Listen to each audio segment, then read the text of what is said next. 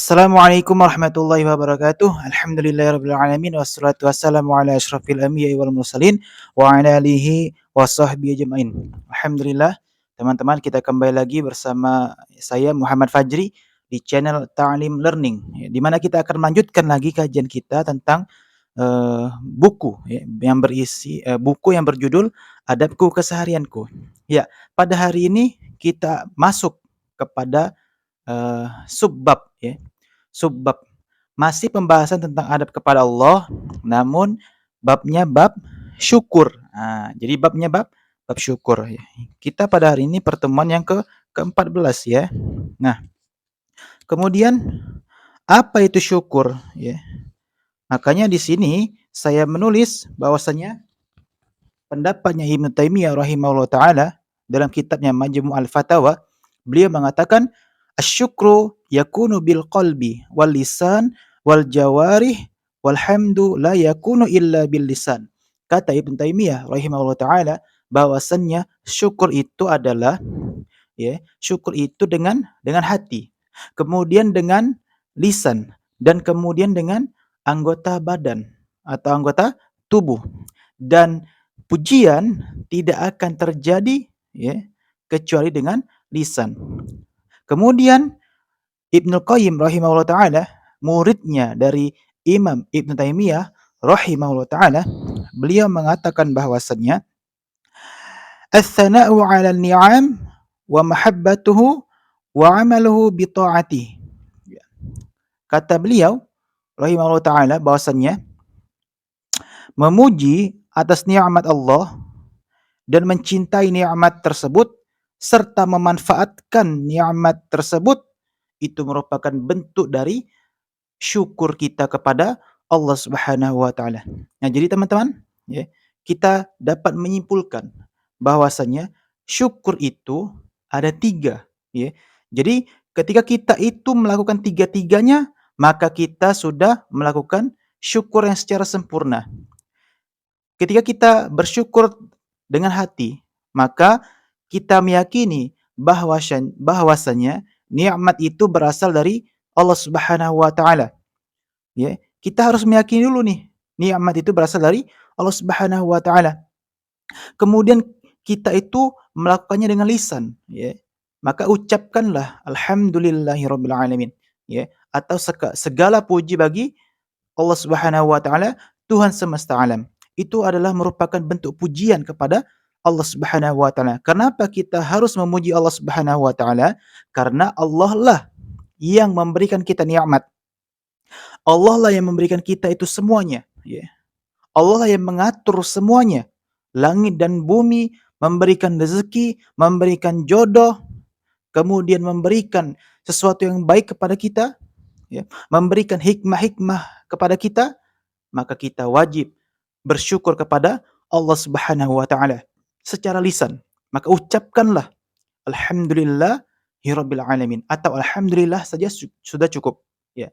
Nah, kemudian yang ketiga yaitu adalah memanfaatkan, ya, apa yang telah diberikan oleh Allah Subhanahu wa taala untuk ketaatan kepada Allah Subhanahu wa taala.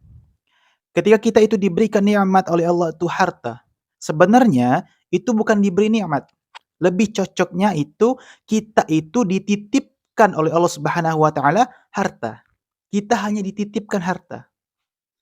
Ya, maka ketika kita itu dititipkan harta oleh Allah Subhanahu wa taala, ketika kita itu hartanya diambil oleh Allah Subhanahu wa taala, maka kita tidak perlu lagi kita itu bersedih terlalu dalam. Kenapa?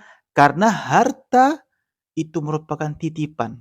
Anak merupakan titipan, istri merupakan titipan, bahkan jiwa raga kita ini bukan punya kita, tapi punya Allah Subhanahu wa taala. Maka ketika kita itu mendapatkan musibah, kita dianjurkan untuk membaca innalillahi wa inna ilaihi rajiun, ya.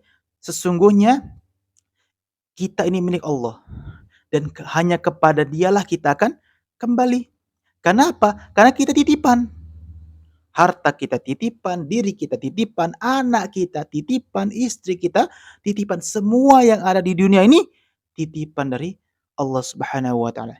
Nah, maka dari itu supaya kita bisa memanfaatkan, ya, supaya kita bisa mewujudkan rasa syukur kita kepada Allah Subhanahu wa taala, maka kita manfaatkan apa yang telah Allah Subhanahu wa taala titipkan kepada kita.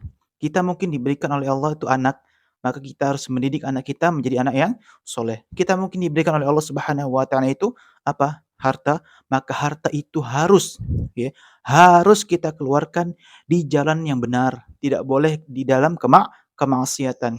Mungkin kita itu dititipkan oleh Allah Subhanahu wa taala jabatan, maka jadikan jabatan itu, ya, untuk ketaatan kepada Allah Subhanahu wa taala. Mungkin kita itu dititipkan oleh Allah Subhanahu wa taala, ya, sesuatu hal yang baik, ya. Kita dititipkan oleh Allah Subhanahu wa taala mata, ya, maka pergunakanlah mata itu dengan baik.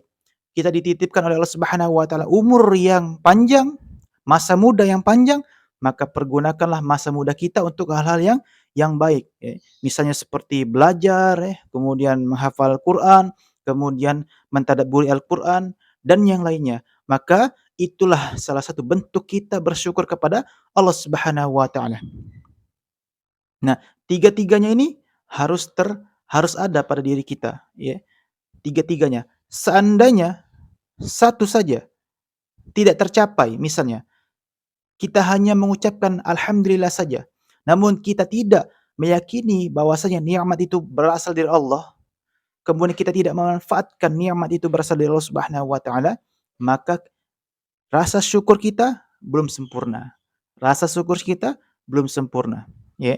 Maka kalau ingin kita sempurna rasa syukurnya, maka lakukan dengan 3 hal tadi, yaitu mengakui dalam hati, diucapkan dengan lisan, dan dilakukan oleh anggota tubuh kita, ya, untuk ketaatan kepada Allah Subhanahu wa taala.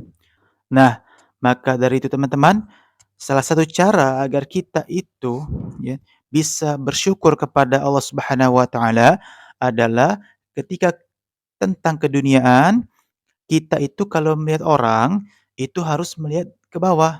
Mungkin ada orang yang lebih, sengsara dari kita, ada orang yang lebih menderita dari kita, maka kita itu apa, lihatnya ke bawah. Maka kita bisa apa, bersifat qanaah, menerima apa adanya, menerima apa yang telah ditakdirkan oleh Allah Subhanahu wa taala. Jangan melihat ke atas. Kenapa? Kalau kita melihat ke atas, nanti kita akan timbul rasa iri. Nah, rasa iri terhadap orang, ya, terhadap harta seseorang, ya, itu tidak diperbolehkan dalam agama Islam. Kecuali rasa iri terhadap orang yang kaya atau orang yang berharta, yang harta orang tersebut diinfakkan kepada jalan Allah Subhanahu wa taala. Itu kita boleh iri. Bahkan mungkin kita punya sifat dengki sama orang lain. Dengki itu adalah kita itu tidak senang terhadap orang lain apabila orang lain tersebut mendapatkan nikmat dari Allah Subhanahu wa taala, itu dengki. Nah, iri juga tidak diperbolehkan oleh Allah Subhanahu wa taala. Nah, kemudian kalau kita itu dalam hal ke akhirat, maka kita dianjurkan untuk melihat ke atas. Kenapa? Karena kalau kita melihat ke atas, kita bisa termotivasi lagi dalam beribadah kepada Allah Subhanahu wa taala, dalam ketaatan kepada Allah Subhanahu wa taala. Kita melihat teman-teman kita yang mungkin ada yang puasa sunnahnya rajin, ya, maka kita termotivasi untuk beribadah kepada Allah Subhanahu wa taala dengan berpuasa sunnah.